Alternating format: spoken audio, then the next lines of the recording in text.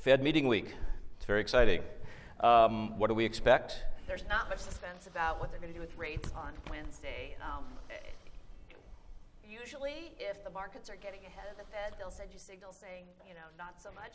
This time, the markets clearly expect a rate increase on Wednesday, and the Fed officials have done nothing to dispel that view. So I think we can, in journalism, you always say they're virtually certain, but among friends, I think we can say they're about 100% certain to raise rates on Wednesday. So the real suspense is, what do they signal about the year ahead?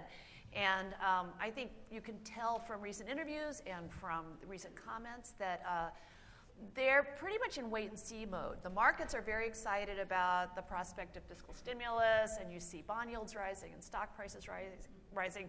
But Fed officials are in wait-and-see mode for now.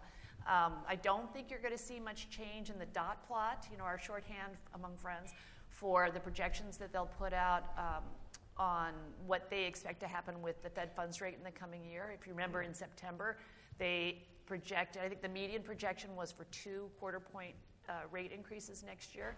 I don't expect that to change much. You always might get one errant dot floating around somewhere, but I don't think that's going to change a lot.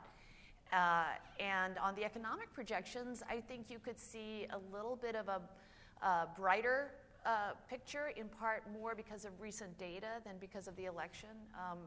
I don't know if you remember, I think in September they forecast that unemployment would be at 4.6% a year from now, and we got there in November, so they're going to have to adjust that. But then I think the big news will be Janet Yellen's press conference, where I'm sure she'll get a lot of questions about the Trump election and the Trump fiscal plans and what that means for the Fed. And we'll see what she says, but I would expect it would be similar to what she said in her recent testimony last month before the Joint Economic Committee, where she really said, we'll wait and see what unfolds.